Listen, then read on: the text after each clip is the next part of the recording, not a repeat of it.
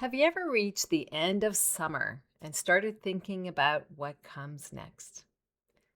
Maybe you're already making lists in your head. What do I need to accomplish? What should I be doing? What do I need to change? But what if you asked yourself a different question this year? And the question is, how do I want this next season of my life to feel? Maybe you don't need to reinvent yourself. Maybe you simply want your life to feel more like you.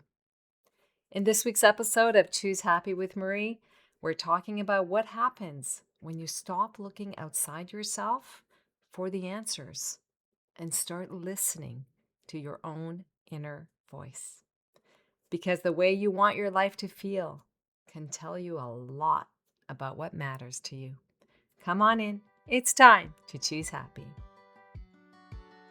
Wherever you are, whatever kind of day you're having, this is your reminder. You have a choice. If you're ready to break free from self-doubt and negative thinking, you're in the right place. Hi, I'm Marie, and this is the Choose Happy with Marie podcast. Welcome. Hello, how are you? I hope you're doing well. Have you ever reached the end of summer and felt that familiar shift?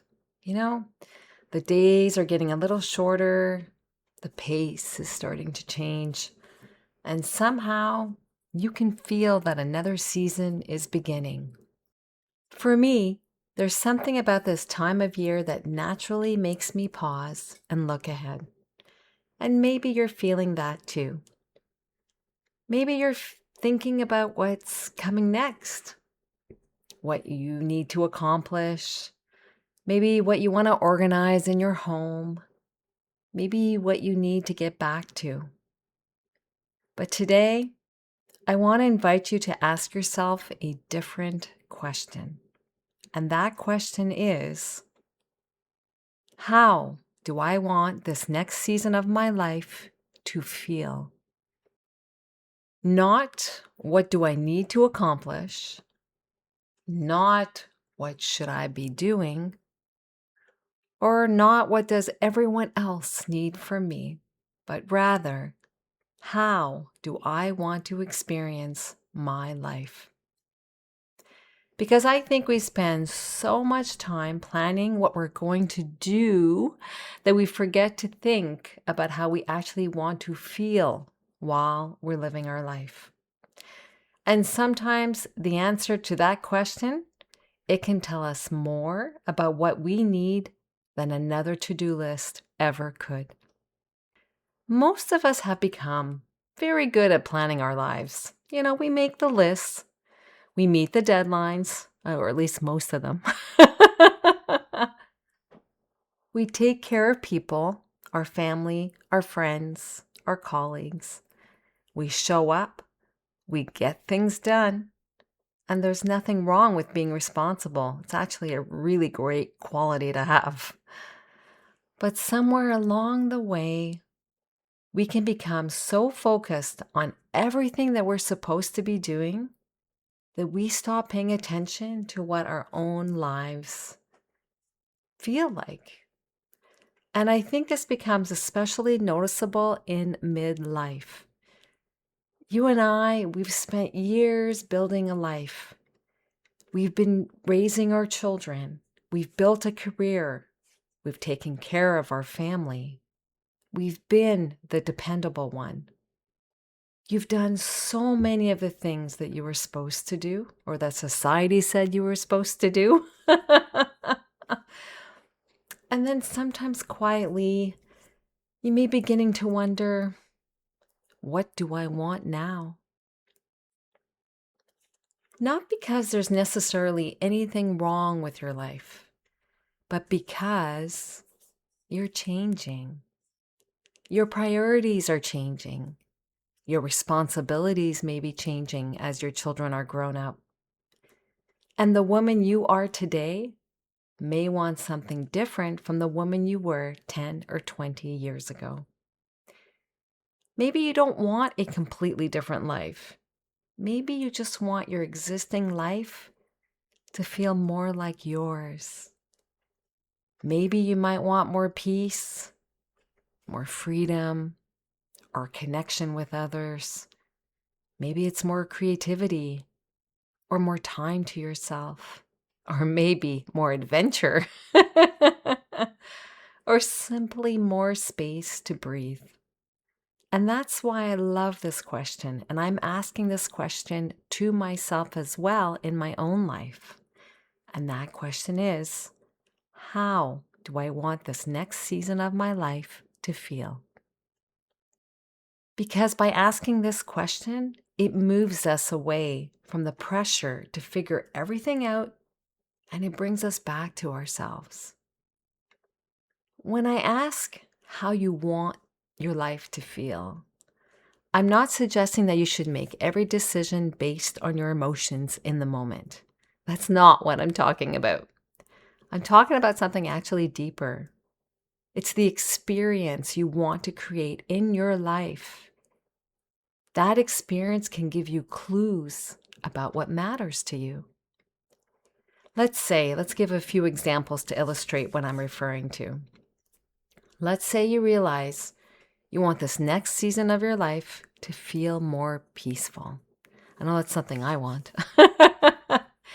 That might mean you finally stop saying yes to every invitation. Maybe you don't need to fill every weekend. Maybe you need to create some boundaries around your time. Maybe peaceful means giving yourself permission to have an afternoon with absolutely nothing scheduled. Imagine that. Or maybe you realize you want to feel more connected with others. That might mean reaching out to an old friend or having dinner with someone you love instead of only texting with them, or making more time for the relationships that actually nourish you. Or maybe you want to feel more creative. That could mean taking a painting class, or writing again, or redecorating a room in your home, or maybe starting the project you've been thinking about for years. It doesn't have to be something big. It doesn't need to be another business. And it doesn't need to be productive as per what society says is productive. Maybe you simply want to make something because making things makes you feel like yourself. Or maybe you may want to feel more confident. And that might not mean getting a promotion or accomplishing something impressive. Maybe confidence means finally keeping a promise that you've made to yourself. Going for that walk you said you would take.